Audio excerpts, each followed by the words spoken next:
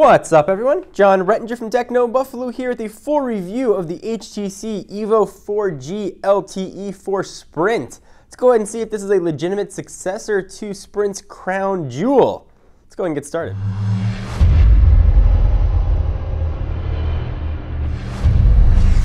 Alright, so before I jump into specs and talk about all the stuff this phone can do, let's talk about the most important thing when it comes to a device like this, call quality. It's going to depend on where you are, what part of the country you're in, and all that kind of business. But where we are in Southern California and where this phone was tested also in Louisiana, call quality was absolutely outstanding. During our 20-call test, we had no drop call and was absolutely crystal clear. And we're excited to take a look at Sprint's HD voice coming sometime towards the end of 2012. So worry not, those who are concerned about call quality. We also found the antenna to be pretty strong compared to other Sprint devices. Go ahead and run through those specs, and I promise this guy is packed to the gills with the latest superphone goodness. So first, availability. It was supposed to be May 18th, but then some Apple injunctions with HTC have pushed that date back, so available sometime. And it'll be $199 for the 2-year contract, or $549 if you just want to go out and purchase it. It is running Android 4.0 Ice Cream Sandwich with HTC Sense 4.0 on top of it. From a dimension standpoint, we are looking at 5.3 inches by 2.7 inches by a nice and thin 0.35 inches. And it's going to weigh 4.7 ounces. The screen, that's about all there is to this phone, is just screen.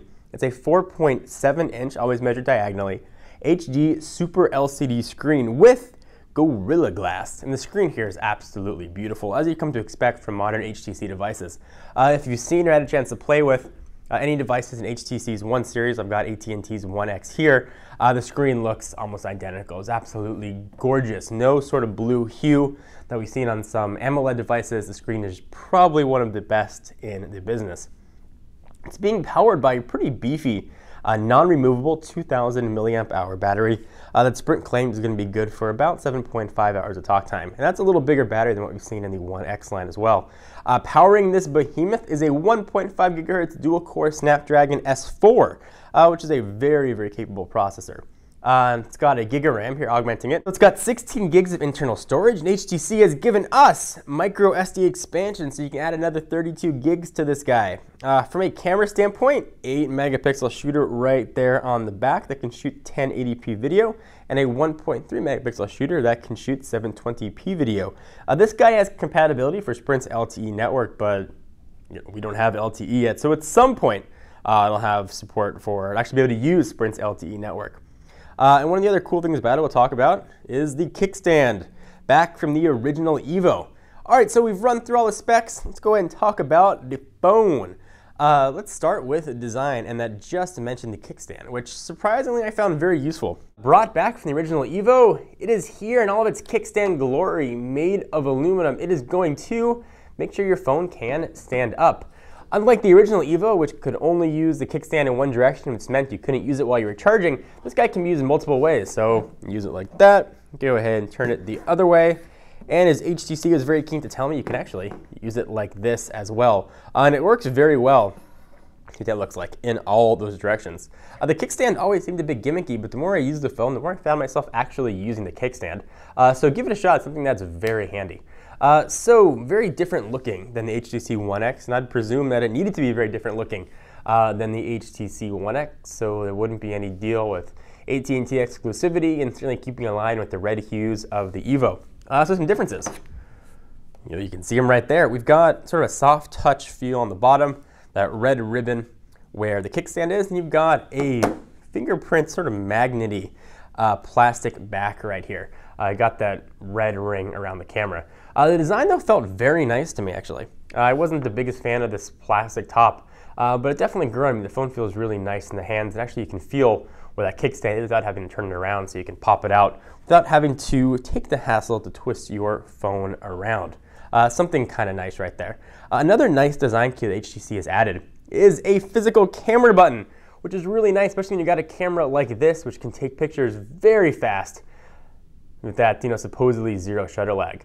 If you guys want more information on the camera or a more detailed review, definitely hit the link down below. We've got a full written review of the HTC One X. You can see image and some samples of what this camera can do. But suffice it to say, can see take pictures of Mario very, very quick. I came away very impressed with the camera, which is a carryover from the HTC One X line.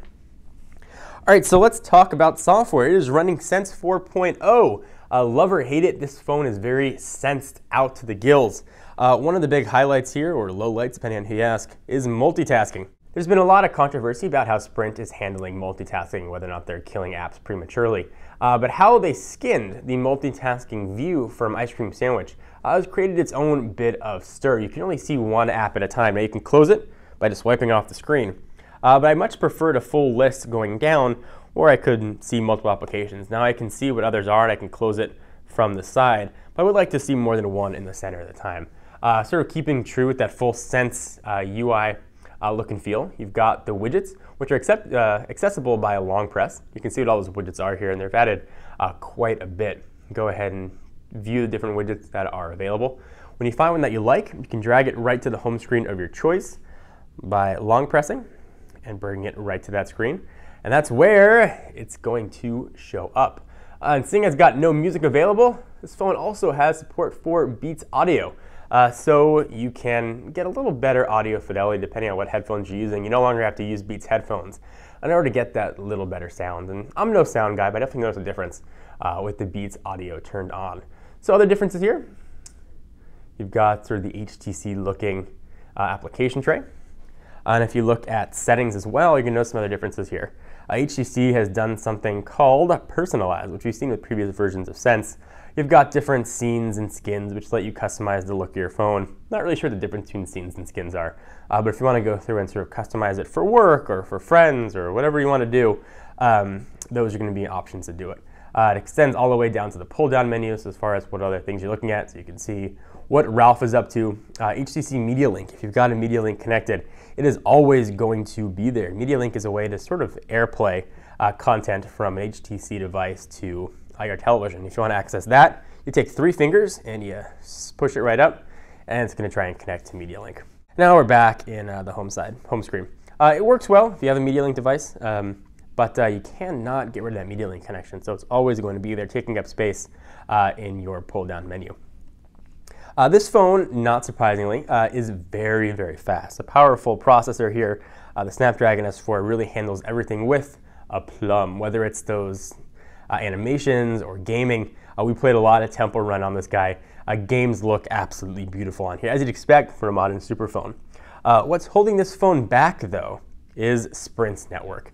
Their EVO 3G network is absolutely abysmal. And by abysmal, let me show you what some results were. It's obviously going to vary depending on where you are. But on some tests, we got 0.01 megabits down. A blistering fast 0.04 was our fastest, 0.02 and 0.02.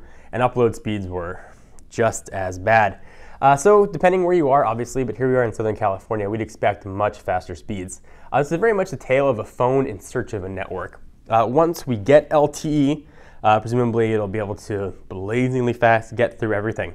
But while you're stuck dealing with Sprint's very, very slow 3G network, it's very much a phone in search of a home. So if you are on Sprint and you're looking for a phone to purchase and you want to stay on the carrier, this is definitely the best one available. If you're looking to make a switch to Sprint for this device, you're going to want to look at AT&T's HTC One X, Verizon's incredible 4G, or the One S for T-Mobile to get those faster networks. We don't know what cities are going to be next on the list after the initial rollout cities for Sprint for LTE. We don't know how the network's going to perform under network pressure. So it's a tough phone to recommend. It's definitely well spec'd, it's well constructed, and everything about it just works well. It's got decent battery life on our tests. We got just below that 7.5 hour talk time at about 7 hours. So everything about this phone works very well, except for the network that it's on. So that's a decision you're going to have to make for yourself, whether or not Sprint is where you want to be. If it is where you want to be, you're not going to find anything better than this. If you're looking to get the best phone available on the best network, you may want to look elsewhere.